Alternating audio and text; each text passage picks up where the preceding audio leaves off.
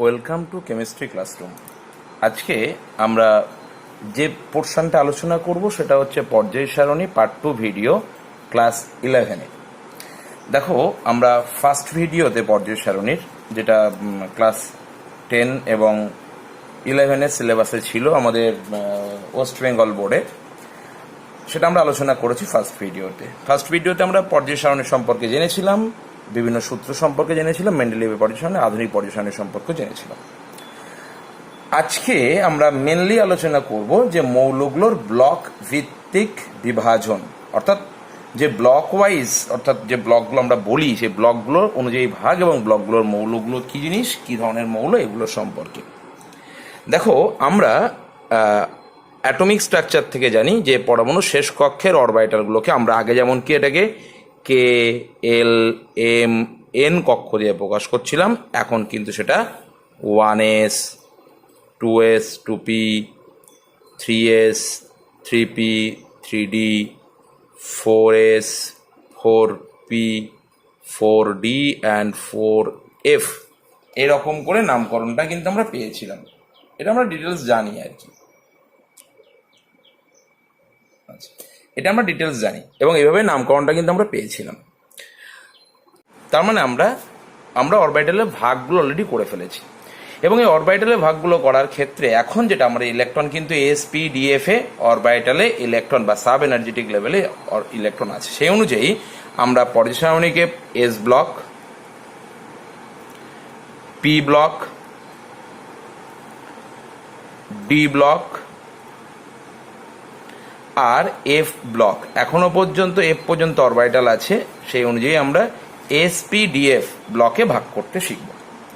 আমরা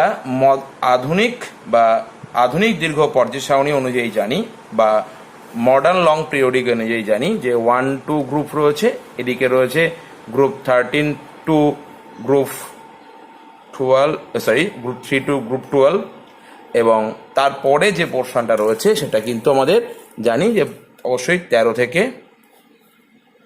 18 পর্যন্ত। সাধারণত কোনো কক্ষের শেষ অরবিটালটা অর্থাৎ শেষ কক্ষকটা কি প্রকৃতির সেই অনুযায়ী ভিত্তি করে এই ব্লক ভিত্তিক শ্রেণী বিন্যাস আমরা করতে পারি। সাধারণত যে 1 আর 2 যে গ্রুপের মৌল রয়েছে 1 আর 2, সেই গ্রুপের মৌলগুলোর ক্ষেত্রে শেষ কক্ষকটা হচ্ছে এস। তার মানে এর হচ্ছে শেষে এস কক্ষক, সেই জন্য এটাকে আমরা এস ব্লক মৌল বলি। 13 থেকে 18 এটাকে আমরা, এদের শেষ কক্ষ হচ্ছে পি, তাই আমরা পি ব্লক মৌল বলি। 3 থেকে 12 এটাকে আমরা ডি শেষ কক্ষ, তাই একে আমরা ডি ব্লক মৌল বলি।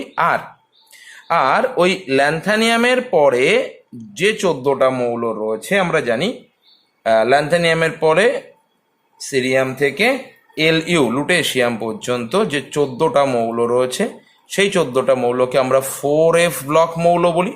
4f ব্লক, অ্যাকচুয়ালি এটা এফ ব্লক। আর ঠিক তো ল্যান্থানিয়ামের পরেই এর নিচে আছে দেখবে অ্যাক্টিনিয়াম, এখানে ডবল স্টার দেওয়া আছে ঠিক ল্যান্থানিয়ামের পরেই, এবং এখান থেকে যে মৌলগুলো রয়েছে অর্থাৎ অ্যাক্টিনাইডের পরের যে মৌলগুলো রয়েছে সেটা হচ্ছে থোরিয়াম থেকে লরেনশিয়াম এলআর। এখানেও মোট 14টা মৌল আছে, এদের শেষ কক্ষ হচ্ছে 5f অরবিটাল, সেই জন্য এটাকে আমরা 5f ব্লক মৌল বলি। তার মানে আমরা বুঝে গেলাম আমরা যে পর্যায় সারণী দেখছিলাম সেই পর্যায় সারণী অনুযায়ী আমরা কিন্তু S block, D block, P block এবং এফ ব্লক মৌল সম্পর্কে ধারণা শিখলাম। এরপরে আমাদের যেটা জানতে হবে সেটা হচ্ছে S block, D block, P block, এটা আমরা পরে কিন্তু ডিটেলসে পড়তে হবে, সুতরাং এই জায়গাটা একটু ইম্পর্টেন্ট, বিষয়গুলো একটু করে দেখে নেওয়ার। তাহলে আমরা প্রথমেই আসছি এস ব্লক সম্পর্কে, ভালো করে বোঝো। তাহলে এস ব্লক এলিমেন্ট, দেখো এস ব্লক এলিমেন্টস, ফার্স্ট হচ্ছে এস ব্লক এলিমেন্টগুলো কোথায় আছে আমি বলেছি গ্রুপ 1 এবং গ্রুপ 2। সেটা আমরা রোমান 1A লিখতে পারি, এটা হচ্ছে রোমান 2A, দুটোই এ। এবং প্রথমটাকে আমরা ক্ষার ধাতু বলি, পরেরটাকে ক্ষারীয় মৃত্তিকা ধাতু বলি, ঠিক আছে। তার মানে আমরা বুঝে গেলাম যে এটার কি হবে। এবার প্রশ্ন হচ্ছে শেষ কক্ষের ইলেকট্রন বিন্যাস কেমন হবে। এদের শেষ কক্ষের ইলেকট্রন বিন্যাস হচ্ছে ns122, অর্থাৎ গ্রুপ 1 এর যে মৌলগুলো রয়েছে গ্রুপ 1 তার জন্য শেষ কক্ষে হবে ns1, আর গ্রুপ দুইয়ের যে মৌলগুলো রয়েছে তার জন্য শেষ কক্ষে ইলেকট্রন বিন্যাস হবে NS2। ব্যতিক্রমী হচ্ছে হিলিয়াম। হিলিয়ামটা এই রুলসের ব্যতিক্রমী, মানে হিলিয়ামটা এখানে কিন্তু হয় না, কারণ হিলিয়ামটার শেষ কক্ষ S হলেও তার অবস্থান কিন্তু গ্রুপ 18-তে, ঠিক আছে, এটা কিন্তু ব্যতিক্রমী। তার মানে আমরা বুঝলাম গ্রুপ 1-এর শেষ কক্ষের ইলেকট্রন বিন্যাস কি আর গ্রুপ 2-এর শেষ কক্ষের ইলেকট্রন বিন্যাস কি, ঠিক আছে। এদের শেষ কক্ষ এস ছাড়া নর্মালি আর কোনো ভেতরের সমস্ত কক্ষগুলো ইলেকট্রন পূর্ণ থাকে। এই ধরনের মৌলগুলোকে আমরা এস ব্লক মৌল বলি। এবার আমরা আসছি যে এই এস ব্লক মৌলের ক্ষেত্রে যে কিছু বৈশিষ্ট্য, এই মৌলগুলোর বৈশিষ্ট্য কি, তার মানে আমরা আসছি এস ব্লক মৌলের বৈশিষ্ট্য, ঠিক আছে, বা characteristic of S block element. তাহলে আমরা যদি বৈশিষ্ট্য বলি বা এস ব্লক মৌলের বৈশিষ্ট্য, এস ব্লক মৌলের বৈশিষ্ট্য বলতে বেশ কয়েকটা বৈশিষ্ট্যগুলো একটু জাস্ট শুনে রাখো, বইয়ে আছে ডিটেলস, আশা করছি পেয়ে যাবে ওখান থেকে, একবার ওখান থেকে পড়লেই হবে। আমি জাস্ট একবার আলোচনা করে দিচ্ছি। একটু বলা হচ্ছে এস ব্লকে উপস্থিত মৌলগুলো সর্ববহিস্থ কক্ষ ছাড়া ভেতরে কক্ষগুলো ইলেকট্রন দ্বারা পূর্ণ থাকে, অর্থাৎ এই যে শেষ কক্ষ এর ভেতরের যা কক্ষ থাকবে সবগুলোই ইলেকট্রন দ্বারা পূর্ণ থাকবে। 2 নম্বর হচ্ছে এস ব্লক মৌলের হিলিয়াম, হাইড্রোজেন এরা দুজন বাদ দিয়ে বাকি যে মৌলগুলো রয়েছে তারা কিন্তু অনেকটা অ্যাক্টিভ হয়, অর্থাৎ সক্রিয় হয়। 3 নম্বর হচ্ছে শেষ কক্ষে একটা বা দুটো ইলেকট্রন, এবং এই একটা বা দুটো ইলেকট্রন যদি ছাড়তে পারে, মানে গ্রুপ 1-এর ক্ষেত্রে একটা ইলেকট্রন এবং গ্রুপ 2-এর ক্ষেত্রে দুটো ইলেকট্রন যদি ছাড়তে পারে, তাহলে কিন্তু খুব সহজে নিকটতম নিষ্ক্রিয় গ্যাসের মতো ইলেকট্রন বিন্যাস লাভ করবে। তার ফলে এদের আয়নায়ন বিভবের মান খুব কম হয়। আয়নায়ন বিভবের মান খুব কম। পর ডিটেলস আসবো বিষয়গুলো নিয়ে। নেক্সট কি বলা হচ্ছে, নেক্সট বলা হচ্ছে এটা নরম এবং নমনীয় আর তাপ ও তড়িতের সুপরিবাহী হয়। এরা নরম, নমনীয় এবং তাপ ও তড়িতের সুপরিবাহী। এদের গলনাঙ্ক, স্ফুটনাঙ্ক এবং ঘনত্ব সন্ধিগত মৌলের তুলনায় অনেক কম হয়। আর এরা সাধারণত মানে এদের ক্যাটায়নগুলো ডায়াম্যাগনেটিক, অর্থাৎ ডায়াম্যাগনেটিক বলেছি, কোনো আনপেয়ার্ড ইলেকট্রন থাকে না, এবং এরা সাধারণত বর্ণহীন যৌগ তৈরি করে। আর একটা ইম্পর্টেন্ট বিষয় সেটা হচ্ছে, তাহলে 5 নম্বর বললাম, 6 নম্বর সেটা হচ্ছে এরা ফ্লেম টেস্টে সাড়া দেয়। শিখা পরীক্ষা। শিখা পরীক্ষাটা কি? শিখা পরীক্ষা হচ্ছে আমাদের অনেক সময় দেখবে যখন প্র্যাকটিক্যাল করানো হবে বুনসেন বার্নার, তোমরা ল্যাবে গেলে বুঝতে পারবে এই গ্যাস বার্নার আর কি বলা হয়, যেটা আগুন জ্বলে আর কি। দেখ এরকম করে বুনসেন বার্নারে লাইটটা জ্বলছে, শিখাটা জ্বলছে। তাহলে এই বুনসেন বার্নারে আমরা যদি কোনো একটা কাঁচদণ্ড দিয়ে, মানে অ্যাকচুয়ালি প্লাটিনাম অয়েল লাগে, প্লাটিনাম অয়েল হচ্ছে একটা এরকম একটা কাঁচের দণ্ড থাকে এবং তার মাঝখানে তার উপর একটা প্লাটিনামের তার লাগানো থাকে, খুব সূক্ষ্ম। যদিও প্লাটিনাম বলা হয়, এখানে কতটা প্লাটিনাম আছে তাদের সন্দেহ আছে। যাই হোক, দোকান থেকে পাওয়া যায় কিনতে, প্র্যাকটিক্যালে কিনতে হয়তো অনেক সময় বলতে পারে স্যাররা, ঠিক আছে, বা ম্যাডামরা। তাহলে কি হবে, এটাকে আমরা ওই HCl এ ভিজিয়ে, গাঢ় HCl এ, কনসেন্ট্রেট HCl এ ভিজিয়ে আমরা স্যাম্পেল নেব বা নমুনাটা টাচ করাবো।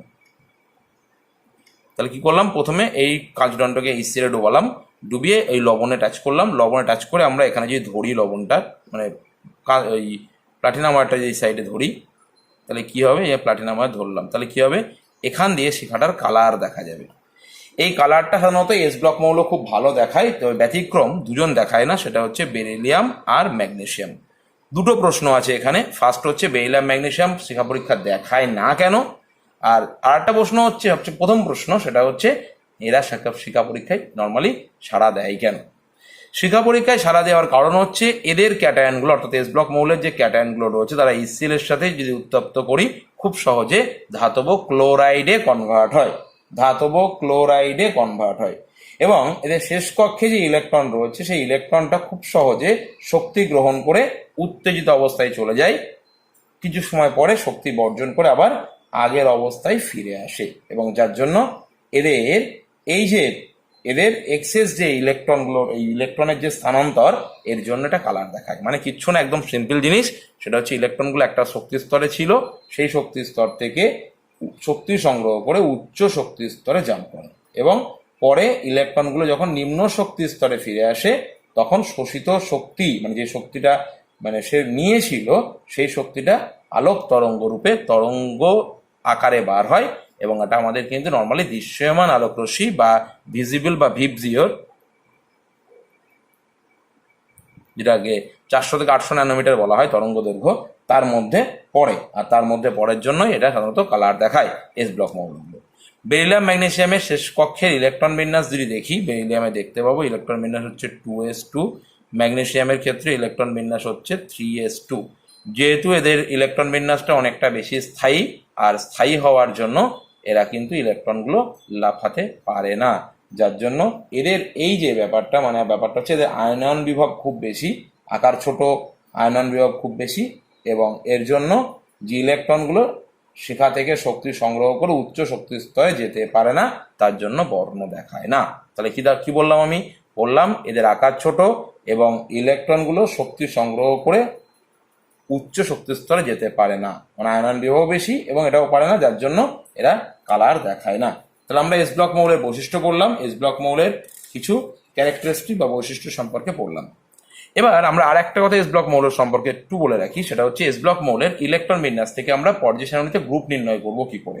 ভালো করে দেখো, ধরা যাক আমি একটা একদম সিম্পল ভাবে একটা উদাহরণ নিচ্ছি, উদাহরণ নিলেই আমি হয়তো ভালো করে বোঝাতে পারবো। হয়তো ধরা যাক তোমাকে প্রশ্ন আসলো বেরিয়াম, বেরিয়ামের শেষ কক্ষে ইলেকট্রন বিন্যাস যদি তুমি দেখো, বেরিয়াম সেটা হচ্ছে 6s2। তাহলে এর পর্যায় সারণীতে অবস্থান, এস ব্লক মৌলের ক্ষেত্রে পর্যায় সারণীতে অবস্থান হবে এন এর মানই পর্যায়। তাহলে পর্যায় কত হবে? পর্যায় হবে এন মানে 6, তাহলে এটা 6th পিরিয়ডে। আর গ্রুপ কত হবে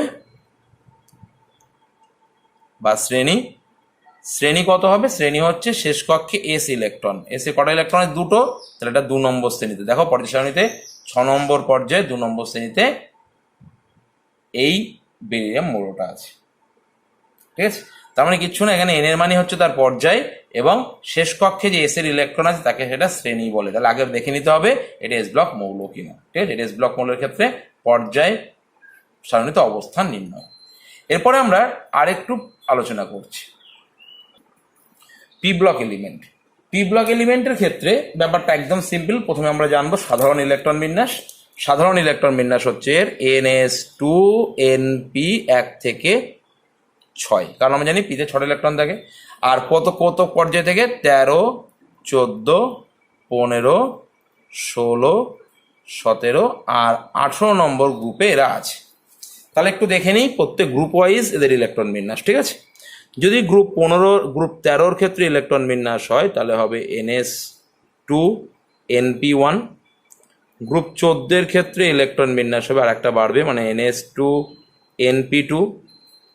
গ্রুপ 15 ক্ষেত্রে ইলেকট্রন বিন্যাস হবে NS2 NP3। গ্রুপ 16 ক্ষেত্রে ইলেকট্রন বিন্যাস হবে NS2 NP4। গ্রুপ 17 ক্ষেত্রে ইলেকট্রন বিন্যাস হবে NS2 NP5। গ্রুপ 18 ক্ষেত্রে ইলেকট্রন বিন্যাস হবে NS2 NP6। ঠিক আছে, একটু বলে দিই এদের পর্যায় সারণীতে অবস্থান নির্ণয় একদম সিম্পল। সেটা হচ্ছে এন এর মানই পর্যায়, তাহলে পর্যায় মানে কি? এন এর মান। আর শ্রেণী হচ্ছে বা গ্রুপ বার করতে গেলে 12 প্লাস শেষ কক্ষের পি ইলেকট্রন, শেষ কক্ষের পি ইলেকট্রন। দেখা যাক, ধরা যাক এইটা তোমাকে জিজ্ঞাসা করলো এটা কত নম্বর পর্যায়ে কত নম্বর গ্রুপ, তার কাছে এন এর মানটা বসিয়ে দিই। ধরা যাক আমি বললাম কোন একটা মৌলের, ধরো কোন একটা মৌলের, যে কোনো একটা মৌল ধরো না কেন তুমি, ধরা যাক সে ব্রোমিন, এর 35। ব্রোমিনটা হচ্ছে শেষ কক্ষে ইলেকট্রন বিন্যাস 4s2 4p5। তাহলে দেখো এটা কত নম্বর পর্যায়ে? অবশ্যই 4 নম্বর পর্যায়ে, কারণ এর মান 4। তাহলে এটা হচ্ছে 4র্থ পর্যায়ে। আর শ্রেণী কত হবে? শ্রেণী হবে শেষ কক্ষে কত ইলেকট্রন আছে? 5টা, তাহলে পি ব্লক, তাহলে 12 যোগ 5 সমান 17 নম্বর শ্রেণীতে আছে। দেখে নেবে এর 17 নম্বর শ্রেণীতে থাকবে এবং এর পর্যায় হবে শেষে এন এর মান। প্রশ্ন হচ্ছে এদের বৈশিষ্ট্য কি? পি ব্লক মৌলগুলোর বৈশিষ্ট্য বলতে এখানে একটা মানে ব্যাপারটা রয়েছে, এটা বিভিন্ন ধরনের বৈশিষ্ট্য থাকে এর মধ্যে, কারণ ভ্যারাইটি রয়েছে, কারণ এই জন্য দেখে এই ব্লকের ধাতু অর্থাৎ ধাতুকল্প 3টিই থাকে। সাধারণত জারণ ক্ষমতা যত বাম দিক ডান দিকে যায় ধর্ম বাড়তে থাকে, আমরা পরের ডিটেলসে আসবো। সাধারণত এরা সমযোজী যৌগ তৈরি করে, এরা রঙিন বা বর্ণহীন উভয় রকম যৌগই তৈরি করে। তাপ ও তড়িতের নর্মালি কুপরিবাহী হয় বা সাধারণত কুপরিবাহী হয়। এদের যোজ্যতাও একাধিক হতে পারে, জারণ স্তর একাধিক হতে পারে এবং ধনাত্মক বা ঋণাত্মক দুটোই হতে পারে। ঠিক আছে। আর চতুর্থ পঞ্চম মানে শেষের দিকে মৌলগুলো জটিল যৌগ তৈরি করে। পরে আমরা আসবো ডিটেলসে। তাহলে এটা আমরা বুঝে গেলাম পি ব্লক। এবার আমরা আসছি ডি ব্লক। ডি ব্লক যে মৌলটা আমরা আলোচনা করছি, ডি ব্লকের ক্ষেত্রে সাধারণ ইলেকট্রন বিন্যাস হচ্ছে n-1 ডি 1 থেকে 10, ns 1 থেকে 2। এটাকে সন্ধিগত মৌল পরে বলছি, ডি ব্লক মৌল বলা হয়। এই ডি ব্লক মৌলের ক্ষেত্রে আমি বলি, ডি ব্লক মৌল কিন্তু আমাদের সাধারণত 3 থেকে পর্যায় সারণীতে 3 থেকে 12 পর্যন্ত গ্রুপের এই ডি ব্লক মৌলগুলো অবস্থান করে। এদের শেষ কক্ষের ইলেকট্রন বিন্যাস কখনো কখনো 1 হয়ে যায়, সে ব্যতিক্রমে বলেছিলাম ক্রোমিয়াম কপার, সেক্ষেত্রে ব্যতিক্রমে কখনো কখনো 0 হয়ে যেতে পারে। ওই জন্য অনেক সময় এখানে 0 লিখলেও খুব একটা যে ভুল তাও না, এটা 1ও লেখে, সাধারণত 1 লেখে, কোনো প্রবলেম নেই। শেষ কক্ষের ইলেকট্রন বিন্যাস যদি এটা প্রথম সন্ধিগত সারি হয়, অর্থাৎ 3D সিরিজ বলি 3D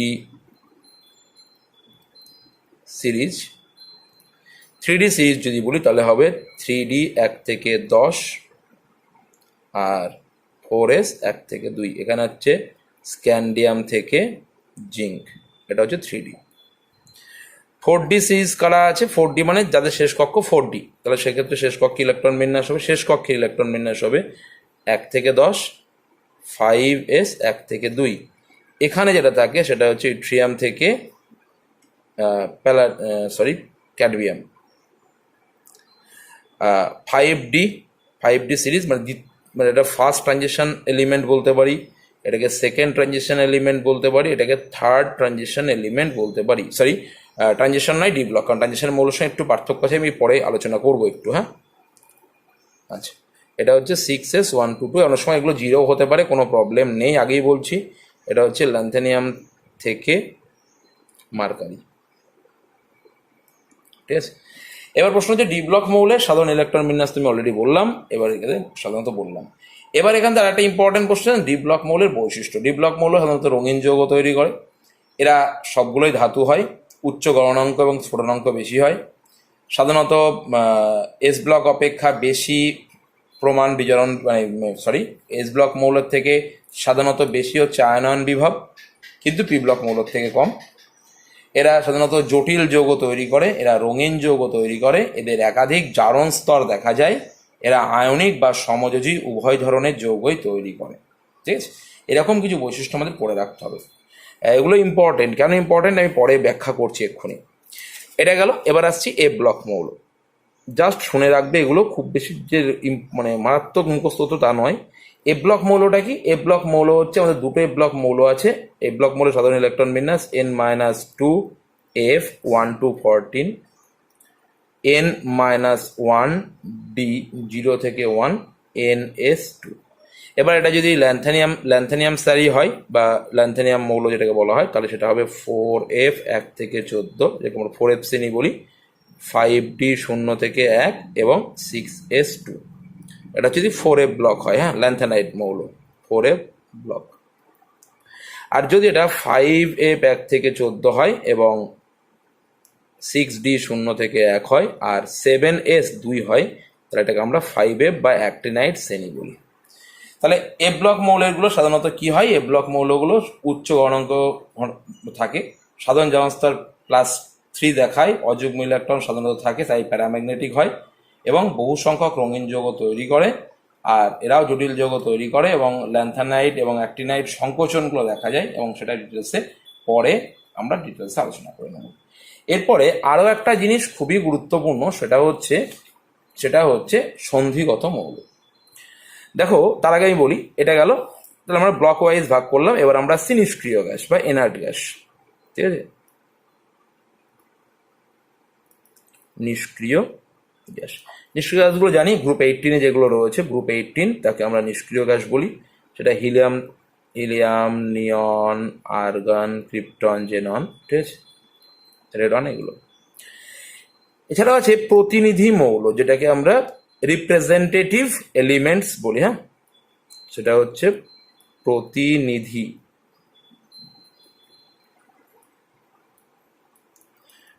বা রিপ্রেজেন্টেটিভ এলিমেন্টস। সেটা কেমন? সেটা হচ্ছে গ্রুপ 1, 2, 13, 14, 15, 16, 17। গ্রুপ 1, 2 আর 13 থেকে 17 যে মৌলগুলো আছে সেগুলোকে আমরা প্রতিনিধি মৌল বলি বা রিপ্রেজেন্টেটিভ এলিমেন্ট বলা হয়। ঠিক আছে, এটা সাধারণত খুবই সক্রিয় টাইপের হয় এবং এস এবং পি ভুক্ত, মানে শুধু নিষ্ক্রিয় গ্যাস ছাড়া এস আর পি ব্লক মৌলকে আমরা প্রতিনিধি মৌল বলতে পারি। সাধারণত এদেরকে আবার অনেক সময় আদর্শ মৌলও বলি। ঠিক আছে, আদর্শ মৌল এটাও ইম্পর্টেন্ট এখানে একটা জিনিস, প্রতিনিধি মৌলকে সাধারণত আমরা আদর্শ মৌলও বলি। এরপরে আছে সন্ধিগত মৌল বা ট্রানজিশন এলিমেন্ট। সন্ধিগত মৌল বা ট্রানজিশন এলিমেন্ট এটাও ইম্পর্টেন্ট। সন্ধিগত মৌল হচ্ছে যে প্রতিনিধি মৌলের মাঝখানে যে গ্যাপ আছে, অর্থাৎ 1, 2 আর 13 থেকে মাঝখানে রয়েছে, মাঝখানে যে গ্যাপ রয়েছে সেই গ্যাপটা মেনটেন করা হয় যে সমস্ত মৌল দিয়ে, তাকে আমরা সন্ধিগত মৌল বলি। অ্যাকচুয়ালি গ্যাপ মেনটেন করা হয় বুঝতেই পারছো, সাধারণত হওয়া উচিত 3 ব্লক মৌল, মানে 3 থেকে 12 পর্যন্ত, কিন্তু না, 12 নম্বরটাকে সন্ধিগত মৌল বলা যায় না। কারণ সন্ধিগত মৌলের মধ্যে আর একটা বিশেষ বৈশিষ্ট্য আছে যে সমস্ত মৌলের পরমাণু বা স্থির জারণ অবস্থায় বা স্থায়ী জারণ অবস্থায় ডি কক্ষকটি আংশিক পূর্ণ আছে। ঠিক আছে, ধরা যাক আমি কপারের শেষ কক্ষে ইলেকট্রন বিন্যাস বার করছি। কপার 29 আমরা জানি, পরের সারণীতে পড়ে এসেছি, অ্যাটমিক স্ট্রাকচারে পড়ে এসেছি, 3d10 4s1। এদিকে জিঙ্কের জন্য ইলেকট্রন বিন্যাস যদি আমি দেখি, তাহলে জিঙ্কের দেখতে পাবো ইলেকট্রন বিন্যাস হচ্ছে 3d10 4s2। দেখো তাহলে দুটোরই পরমাণু অবস্থায় ডি কক্ষটি সম্পূর্ণ, কারণ ডিতে 10টা ইলেকট্রন থাকতে পারে, দুটোই 10টা করে ইলেকট্রন আছে। তাহলে পরমাণু অবস্থায় দুটোরই কাউকেই আমি সন্ধিগত মৌল বলতে পারবো না, কিন্তু দুটোরই +2 জারণ স্তর দেখা যায়, +2। তার মানে কপারটাও +2 জারণ স্তর, মানে দুটো ইলেকট্রন বার করব। দুটো ইলেকট্রন বার করলে কি হবে? এখান থেকে একটা ইলেকট্রন বার হবে, এখান থেকে একটা ইলেকট্রন বার হবে। তাহলে যথারীতি শেষ কক্ষের ইলেকট্রন বিন্যাস হবে 3d9। অপরদিকে এক্ষেত্রে জিঙ্ক 2+ যে ইলেকট্রন বিন্যাস সেটা কিন্তু কি হবে?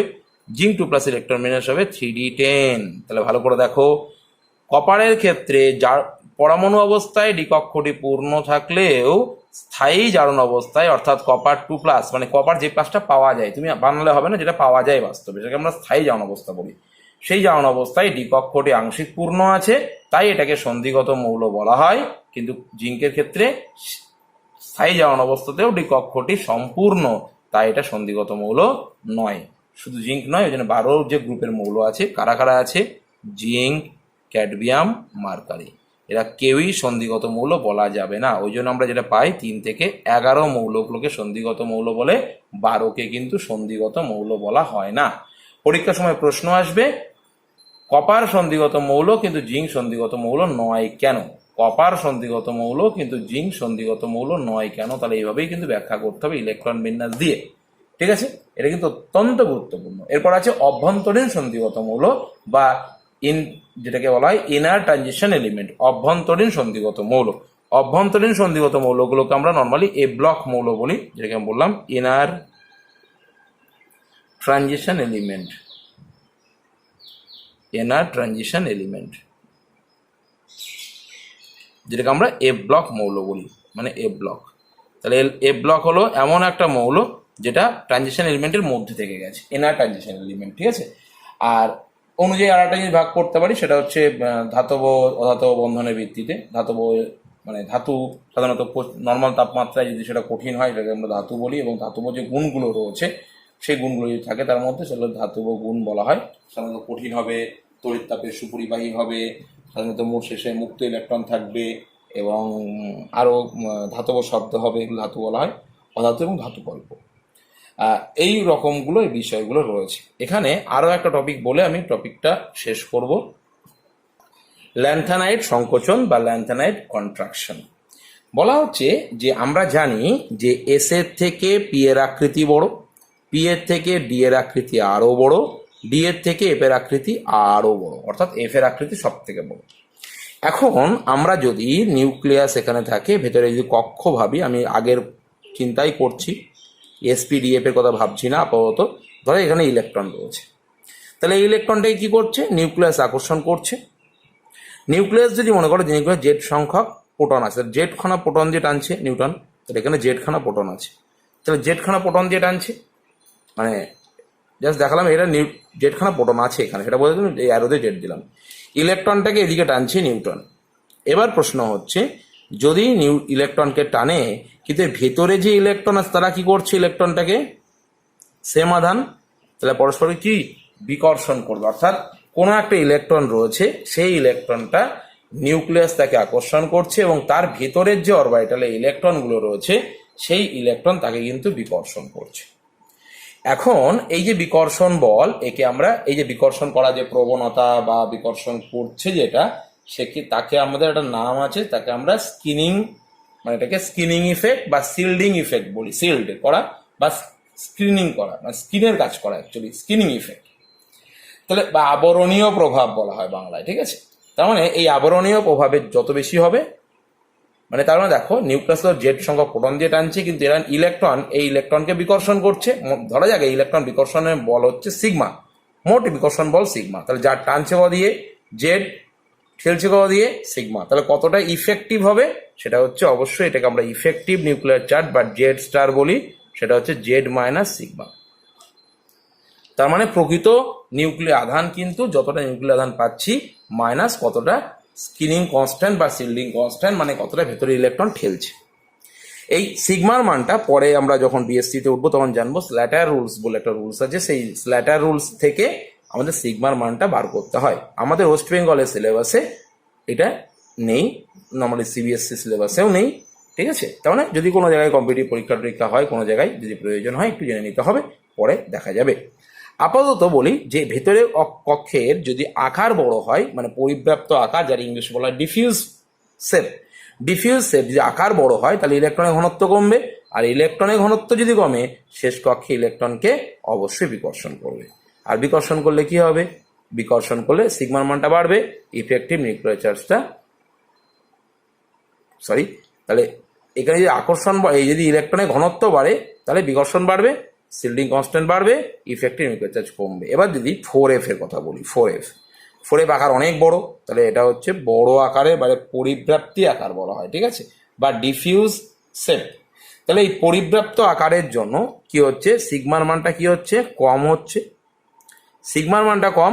তার মানে দেখো এবার তোমার কি, যদি পরমাণুগুলো পরপর ভাবো, তোমার কেন্দ্রে একটা করে প্রোটন বাড়ছে, বাইরে একটা করে ইলেকট্রন বাড়ছে, এবং ইলেকট্রনটা 4F বাড়ছে ল্যান্থানাইড মৌলের ক্ষেত্রে, হ্যাঁ ল্যান্থানাইড মৌলের ক্ষেত্রে, তখন কি হচ্ছে, তখন ইফেক্টিভ নিউক্লিয়ার চার্জটা বাড়ছে, অর্থাৎ এই যে জেড স্টারটা বাড়ছে, কারণ দেখো জেড বাড়ছে, জেডটা বাড়ছে কিন্তু সিগমার মানটা কিন্তু কমছে।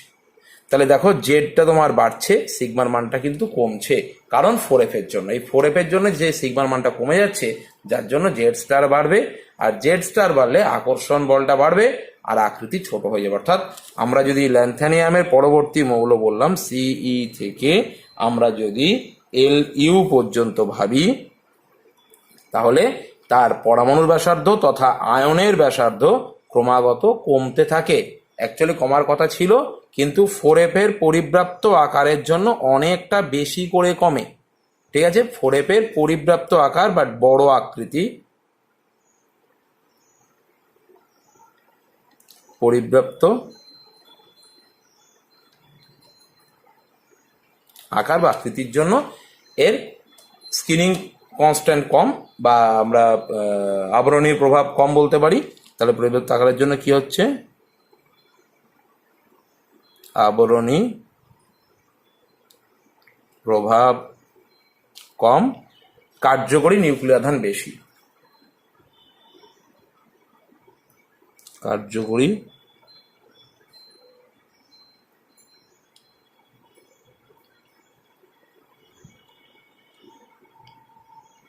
আধান বেশি, কার্যকরী নিউক্লিয়ার আধান বেশি, ফলে আকৃতিটা ক্রমাগত হ্রাস পাচ্ছে। এবং এই আকৃতি হ্রাস পাওয়ার জন্য এই যে সংকোচন ঘটছে, একে আমরা ল্যান্থানাইড সংকোচন বলি। আর যদি এটা 5F এর জন্য হয় তাহলে তাকে আমরা অ্যাক্টিনাইড সংকোচন বলি। কি বলি, অ্যাক্টিনাইড সংকোচন। তাহলে আমি ল্যান্থানাইড সংকোচন, অ্যাক্টিনাইড সংকোচন বললাম, এবং এর জন্য আমাদের বেশ কিছু বৈশিষ্ট্যের কিছু পরিবর্তন ঘটে। আমরা যে অনিয়মগুলো হয় এর জন্য, সেই অনিয়ম বা অনিয়ন্ত্রিত নিয়মগুলো আমরা ডিটেলসে পরের ভিডিওগুলোতে আলোচনা করব। ঠিক আছে, তার মানে আজকে আমরা এই পোর্শনটা পড়লাম, অ্যাকচুয়ালি ব্লক ভিত্তিক ভাগগুলো পড়লাম। অ্যাকচুয়ালি আমাদের ব্লক এস ব্লক এখনই আছে, ক্লাস 11এই আছে। পি ব্লকের কিছু অংশ ক্লাস 11-এ আছে, কিছু অংশ ক্লাস 12-এ আছে, আর ডি আর এফটা কিন্তু পুরোটাই 12-এ আছে। সেক্ষেত্রে আমাদের কিন্তু এই ব্লক ওয়াইজ মৌলগুলো নিয়ে ডিটেলসে তখন ভাবতে হবে। যাই হোক, ভিডিওটা একটু বড়ই হচ্ছে, তবু আমি আর একটা পোর্শনটা আলোচনা করেই নেই। বর্তমানে IUPAC ঠিক করেছে, IUPAC international union of pure and applied chemistry, তারা ঠিক করেছে যে এখন বর্তমানে যে নামগুলো দেওয়া হবে সেই নামগুলোর একটা নির্দিষ্ট নিয়মে আছে। হ্যাঁ, ডিজিট অনুযায়ী। ধরা যাক একদম সিম্পল, আমি এটা দেখো দেখতে পাচ্ছ, ডিজিট যদি ও হয় তাহলে আমরা নীল বলি, সংক্ষেপে এন দিয়ে প্রকাশ করি। 1 হলে আন বলা হয়, 2 হলে বাই, 3 হলে ট্রাই, 4 হলে কোয়ার্ট, 5 হলে পেন্ট, 6 হলে হেক্স, 7 হলে সেপ্ট, 8 হলে অট, আর 9 হলে ইন। এখন ধরা যাক 112তম মৌলের নাম কি হবে এই নিয়মে। তাহলে নিয়ম কি? তাহলে প্রথমে হচ্ছে কি 1, তার জন্য হবে আন, প্লাস পরে আবার 1, তার জন্য আন, আর পরেরটা 2, তার মানে বাই, আর তার সঙ্গে আসছে IUM। এটা হচ্ছে সবার ক্ষেত্রে কমন, IUM সবার ক্ষেত্রে কমন। তাহলে কি নাম হবে? নামটা হবে আনান বিয়াম। তাহলে আনান বিয়াম হচ্ছে নাম, UNUNBIUM, আনান বিয়াম। ঠিক আছে, তাহলে এই মৌলের নাম হচ্ছে কি আনান বিয়াম। যেহেতু এই দুটো BII ভাওয়েল রয়েছে, একটা ভাওয়েল উঠে যাবে। এবং সংকেত কি হবে? প্রথমটা বড় হাতের মানে ইউ, পরেরটা ছোট হাতের ইউ, এবং পরেরটা ছোট হাতের বি, তাহলে UUB। ঠিক আছে, তাহলে যদি মনে করো 118তম মৌলের নাম কি হবে, যথারীতি একদম সেম। তাহলে প্রথমটা কি আন, পরেরটা আন, তারপরেরটা অক্টিয়াম, কারণ হচ্ছে OCT প্লাস IUM, কারণ 8 হলে অক্ট হয়। হ্যাঁ, তাহলে কি দাঁড়াচ্ছে? সংকেত কি হবে? আনান অক্টিয়াম। তাহলে আনান অক্টিয়াম সংকেত কি হবে? ইউ বড় হাতের, পরেরটা ইউ ছোট হাতের, তারপরে ও, তাহলে UUO। এইভাবে পরপর যে নামগুলো রয়েছে সেই নামগুলোর আমরা অনেক মৌল এখন আবিষ্কার হয়নি, অনেক মৌল আবিষ্কার হয়েছে, এবং বেশ কিছু নামগুলোকে এটাকে IUPAC অনুযায়ী নাম হচ্ছে এবং চিহ্নটাও বলা হচ্ছে। আর যদিও আমরা কিছু চিহ্নকে আমরা স্ট্যান্ডার্ড ধরে নিয়েছি, কিন্তু আমরা এভাবে নামগুলো মানে নিয়ম অনুযায়ী চিহ্ন কি হবে, এবং IUPAC কিছু চিহ্নকে গৃহীত করে দিয়েছে, যে যেমন 104 হলে রাদারফোর্ডিয়াম হয়, মানে এরকম করে বিজ্ঞানীদের নাম অনুযায়ী বেশ কিছু মৌলের নামগুলো বলা আছে। তাহলে আমরা আজকের ভিডিওতে এগুলোই শিখলাম। পরের যে ভিডিওতে পাবো সেক্ষেত্রে আমরা বাকি আর একটা ভিডিও বা একটা ভিডিও মোটামুটি বা দুটো ভিডিও লাগবে এটা কমপ্লিট করার জন্য। ঠিক আছে, মানে আরো দুটো ভিডিও এখানে কমপ্লিট করতে হবে। এবং যেহেতু এই ভিডিওটা আজকে যে অংশগুলো বললাম সেটা যেহেতু পরের ক্লাসগুলোতে আমার আছে বা 11-এও রয়েছে, সেগুলো আমরা একটু ডিটেলসে জেনে নেবো, সেই জন্যই একটু কথাটা আলোচনা করে নিলাম। ওকে, ঠিক আছে তাহলে।